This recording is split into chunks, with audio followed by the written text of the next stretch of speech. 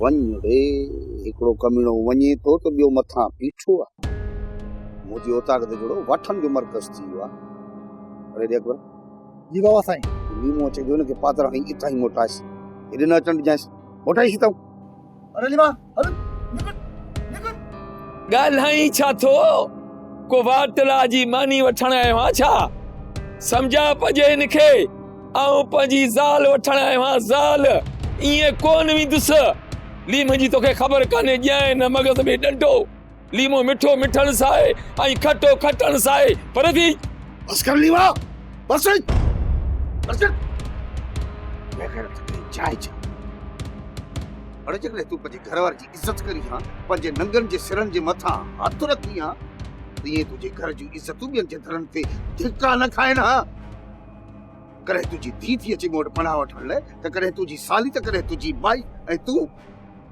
पूरे पण के गैरतमंद तो सदाई है सही अरे असा के जड़ तुझे गैरत जी खबर ही कोने टके मुल विक्रम बिया तुझी गैरत नवाब खान जे सामू वडो आयो आ मोतबर हाने पंजो रनू छडायण उन खोले बुदली मा यार मुझी ओता कथे आए या मुझे गोठ जे आसपास में तू मुखे नजर आए तलीमा तू जो कारो मुंह करे तो के मोचड़न जो हार पाराए गड्ढा ते विहारे पूरे गोठ जो शेर कराए पो मोकली दो साईं नवाब खान जी ओता कते समझी अरे निकल निकल जाओ यार जे कने पंजिया मनुष्य के ते खणी आई तो मुखा वधी बियो को पुछड़ो कोन होतई हल बाबा मां हथ थी बधाई मां मेन थी गए तो पुराने दुश्मन के खत्म करे छड़ी मीर के माफ कर मीर मुझे निकाह में मुझो वर आए बाबा बस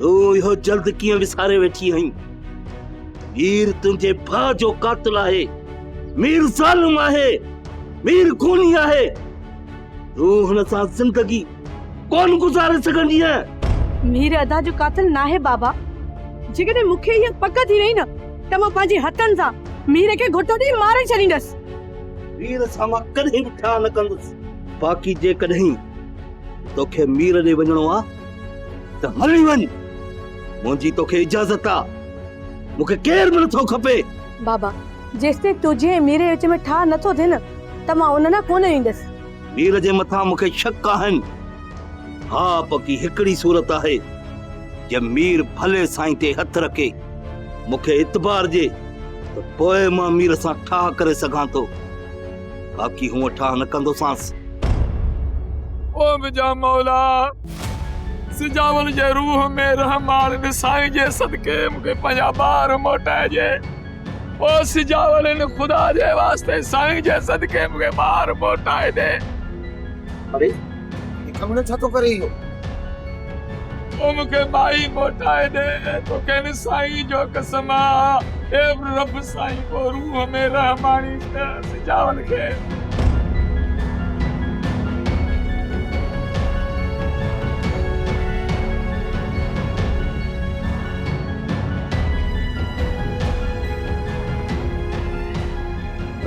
बिस्मिल्लाह बिस्मिल्लाह तो के तुझे बारन सा मिलाया था जे कदे वे तो सा रजा खुशी सा हलन चाहन था ता सा के को भी एतराज कोने तू पंज नंगन के वठी वनी सगी तो पर लीमा जे कदे जोर जबरदस्ती कयई मैं मुझे दरत भी मायनो सा डाढा मुर्सी करण जी कोशिश कयई तो याद रख जा लीमा अज मुझी ओताकता नवाब खान जी ओताकते तुझो लाश विंदी समझी तो गाल के माटी दे अकबर बाबा साईं इनके वठी वनी इनके बारन सा मिलाए वंज लीमा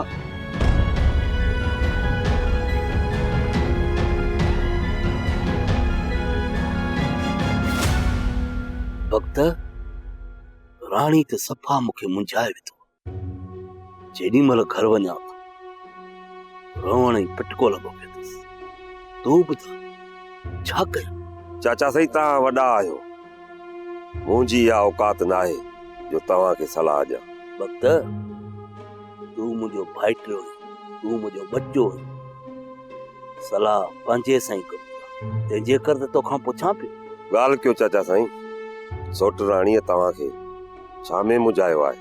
पुट, राणी मूं ते ज़ोर रखियो आहे त मीर सां ॻाल्हियूं कयूं। जे ॻाल्हियुनि खां बग़ैर उनखे नुक़सान पुॼायो त चवे थी बाबा साईं मां तोखे कोन बख़्शींदसि। हाणे तूं ॿुधा मां छा कयां? चाचा साईं पोइ त मीर सां ॻाल्हियूं करणु घुरिजनि। मां पाण इहो ई सोचियो आहे, ॻाल्हियूं हुन सां कजनि। जे ॻाल्हियुनि में अचे थो त ठीकु आहे, न त पोइ लेटाइण सवली ॻाल्हि आहे। पोइ राणी खे बि चई विझंदासीं त ॻाल्हियुनि में मीर न आयो, असां हुनजे करे लेटाए विधोसींसि। चाचा साईं पहिरियां इहा ख़बर पवे त मीर हिन वक़्तु आहे काथे। हाकमदादी तव्हां अंदरि हलो, लीमो आयो आहे पंहिंजे ॿारनि सां मिलण लाइ। इहो निभागो हिते बि पहुची वियो छा? असांखे वापसि वठी वञण जे लाइ पूरो ज़ोर रखंदो अदी। बाबा साईं चयो आहे त लीमे जो हिते को बि ज़ोर न हलंदो ऐं तव्हां बेखौफ़ थी हुन सां ॻाल्हाए सघो था। पोइ मोकिलिया लीमे खे? हा हा मोकिलीस।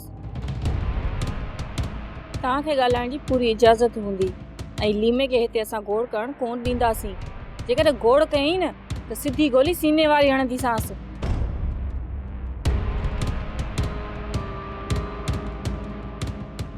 लीमा, तूं भलो साईं खणी आयो आहीं, इन लाइ बाबा साईं तोखे ॿारनि सां मिलण जी इजाज़त ॾिनी आहे। पोइ अकबर हलो अंदरि।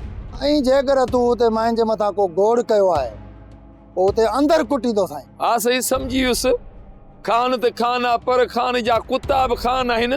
बसि ज़बान संभाले ॻाल्हा, कुझु तमीज़ सिख। ऐं जेकॾहिं तूं अंदरि अहिड़ा लफ़्ज़ ॻाल्हाया न त गोलियुनि सां परूं करे छॾंदो साईं। छा सम्झी? हल। या पक्की ख़बर आहे इकबाल साहब, मीर सजावल वटा इहा ख़बर न आहे त सजावल मीर जो इलाज कहिड़ी जाइ ते कराए। मां जांच कयां थो नवाब खान ऐं सजावल जे ठिकाणनि ते छापा भणा थो। सखणा छापा न आहिनि हणणा, पर सजावल खे गिरफ़्तार करे उनखे लाकअप करणो आहे। बग़ैर सबूत जे मां सजावल खे गिरफ़्तार नथो करे सघां। मूं लाइ वॾो मसइलो कंदो, उनजी बि तव्हां वांगुरु मथे वॾी दुआ सलाम आहे। ख़बर आहे मूंखे, हिन करे इहो कमीणो अॼु ताईं मूंखां बचंदो थो रहे। पर जेकॾहिं मीर उन वटां मिले थो पोइ त तव्हां सजावल खे गिरफ़्तार करे सघो था। पोइ सजावल खे मुंहिंजे हथां को बि बचाए न सघंदो।